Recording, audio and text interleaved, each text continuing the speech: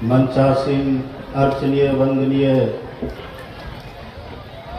बुध मंगल में साधु समाज के श्री चरणों में कोटिशः नमन। परम आदरणीय सत्संग प्रेमी महानुभावों, पूजनीय माताओं तथा भक्तिमती बहनों, हम लोगों ने प्रवचन और पाठ के माध्यम से इस मानव तन की विशेषता सुनी। भगवान श्री राम ने अपनी प्रजाओं को बुलाकर कहा, बड़े भाग मानुष तनु पावा, असुर दुर्लभ सब ग्रंथ ही गावा। हे मेरी प्रजाओं, यह जो मानव का शरीर मिला हुआ है, यह बड़े भाग से मिला है और यह सुर दुर्लभ अर्थात देवताओं को भी दुर्लभ है। शरीर अलग है, आप और हम अलग हैं। शरीर है जड़, आप और हम हैं चेतन। शरीर है मर, हम लोग हैं अमर। इस शरीर के भीतर में हम लोग रहते हैं अर्थात जीव रहता है। कहाँ पर रहते हैं? शरीर हमारा 3.5 हाथ का है। संत कबीर साहब कहते हैं, घर तो 3.5 हाथ, घना तो 4.25, कहाँ मढ़ावे मेढ़िया लंबी भीत उसार।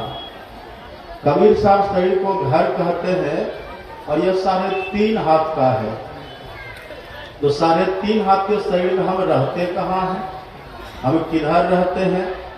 पैर में रहते हैं, घुटना में रहते हैं, पेट में रहते हैं, पीठ में रहते हैं, कि माथा में रहते हैं, कान में रहते हैं, नाक में रहते हैं, कहाँ रहते हैं?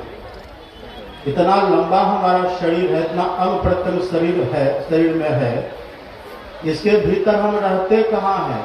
ये जीव रहता कहाँ है? यही प्रश्न संत कबीर साहब से किसी ने पूछा, इस तन में मन कहाँ बसत है, निकसी जाके ही ठौर।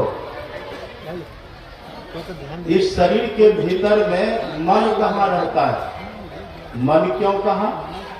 हमारे सदगुरु महाराज जी कहते हैं, जैसे दूध के भीतर में घी रहता है, इसी तरह से मन के भीतर में चेतन रहता है, हम रहते हैं, मन के साथ हम रहते हैं। और इसी बात को संत राधा स्वामी साहब कहते हैं, हे मनवा तू सदा के संगी। ये मन हमेशा हमारे साथ रहता है। तो कबीर साहब कहते हैं कि हम मन के संग में रहते कहाँ हैं? वही बताते हैं कबीर साहब, नैनो माही मन बसै, नैनो माही मन बसै, निकसी जय नौ ठौर। गुरुगम भेद बताया सब संतन सिर मौर। कबीर साहब कहते हैं नैनो माही, नैनो से 2 आंख का बोध होता है, नैन कहते हैं आंख को। कबीर साहब कहते हैं हमारी जो 2 आंखें हैं, दोनों आंखों के माही, माही का अर्थ होता है मध्य, बीच में, दोनों आंखों के ठीक बीच में इस जीव का वासा रहता है। लेकिन आप उपनिषद को पढ़ेंगे, उपनिषद के ऋषि ने 3 जगह जीव का वासा बतलाया है। कबीर साहब कहते हैं आंख में जीव रहता है, आप और हम आंख में रहते हैं, लेकिन आंख में कब रहते हैं? उपनिषद के ऋषि कहते हैं, नेत्रस्थम जागृतम विद्यात्, कंठे स्वप्न समाविशेष, सुषुप्तम हृदयस्थम तुर्यम मूर्धनि संस्थितम। ऋषि कहते हैं इस देह के भीतर में जब तक हम जगे रहते हैं, जब तक जागृत अवस्था हमारी रहती है, तब तक हम दोनों आंखों के मध्य में रहते हैं। यही बात कबीर साहब भी कहते हैं और यही बात हमारे सदगुरु महाराज भी कहते हैं, मन तुम बसो तीसरो नैना, तीसरी आंख में रहते हैं। तो ऋषि कहते हैं जब तक हम जगे रहते हैं तब तक तो दोनों आंखों के मध्य में तीसरी आंख में रहते हैं। लेकिन जब हम सोते हैं तो हमारी स्वप्नावस्था आती है। स्वप्नावस्था में हमारा निवास, जीव का निवास कंठ में रहता है, उस समय हम कंठ में रहते हैं। और जब गहरी नींद में चले जाते हैं तो ऋषि कहते हैं सुसुप्तम हृदयस्थम तू। जब सुसुप्ति अवस्था आती है, गहरी नींद की अवस्था आती है हमारी, तब हम हृदय में रहते हैं। वहां पर हमारा वासा होता है। तो जब तक हम जगे हुए हैं, दोनों आंखों के ठीक मध्य में है। और एक बात कबीर साहब यह भी कहते हैं, इस देह में जब तक जीवन हमारा तब तक तो है, दोनों आंखों के ठीक मध्य में जागृत अवस्था में रहते हैं। लेकिन शरीर तो हमारा सब दिन नहीं रहता, आज न कल तो हमारा छूटता है शरीर। तो फिर इससे हम निकलते कैसे हैं? कबीर साहब कहते हैं, निकसी जय नोट, और इससे हम निकलते हैं। किधर से निकलते हैं? इसके भीतर में 9 द्वार है। आप सुन रहे थे पहले, हमारे सदगुरु महाराज कहते हैं, तन नव द्वार हो रामा, अति ही मलिन हो ठामा। ये 9 द्वार बहुत मलिन है, बहुत गंदा है। ये 9 द्वार तो सबको ही जानते हैं। 2 आंख का द्वार है, 2 कान का द्वार है, 2 नाक का द्वार है, मलमूत्र विसर्जन का 2 द्वार। ये 9 द्वार तो सबको ही जानते हैं। और जब तक हम माँ के पेट में रहते वक्त 10वां द्वार ही काम करता, जिसको नाभि कहते हैं। उससे रस हमको मिलता रहता माँ के पेट में, उससे हमारा पोषण होता रहता है। इसी सबको मिला करके 10 द्वार को मिला करके तब संत गरीबदास जी महाराज कहते हैं, 10 द्वार जब दे हो, जब के पहरा देखी डरे हो। ये जो 10 द्वार है नाभि सहित, ये जो 10 द्वार हमारा है, इसी होकर के हम निकलते हैं। इसमें है क्या? तो कबीर साहब कहते हैं, सभी संत महापुरुष कहते हैं, हमारे सदगुरु महाराज कहते हैं, पिंड के 9 द्वार में भरा अंधकार, घोर अंधकार भरा हुआ है। बहुत गंदा भी है, घोर अंधकार भरा हुआ है। आप जानते हैं अंधकार को हिंदी में कहते हैं तम। तो जब तक है तम, तब तक है जम। कबीर साहब इसी बात को कहते हैं, एक तो अंधेरी कोठरी, अत्ता में दिया न बाती हो, अब बहिया पकड़ी जम ले चले, कोई समय न साथी हो। ये 9 द्वार में जब तक हम रहते हैं, इधर से जब तक हम निकलते रहेंगे, देह के भीतर से मरते रहेंगे, तब तक हम जम के फंदा में पड़ते रहेंगे, और तब तक 84 का चक्कर हमारा लगता रहेगा। बड़ा दुख होता है। करो रे मनवा दिल की तदबीर, जब जमराजा आन करेंगे, नेक धरत नहीं धीर। मुंगरीन मारी के प्राण निकासत व्याकुल हो, शरीर करो रे मनवा दिल की तदबीर। जम के फंदा में पड़ करके हम जाते, उस समय कोई बचाने वाला नहीं होता, बड़ा कष्ट होता है। जोरू कौन खसम है किसका, कौन किसी के नाते है, आया जब जब दिया नगारा, साफ अलग हो जाते, सब साफ छोड़ देता। बड़ा दुखद क्षण होता है। इसीलिए राम भगवान कहते, यह जो मानव का तन मिला, इसकी खासियत, इसकी विशेषता बस यही है, इसमें एक और द्वार लगा हुआ है। वही भगवान देखा, आपने सुना, भगवान कहते हैं, साधन धाम मोक्ष कर द्वारा।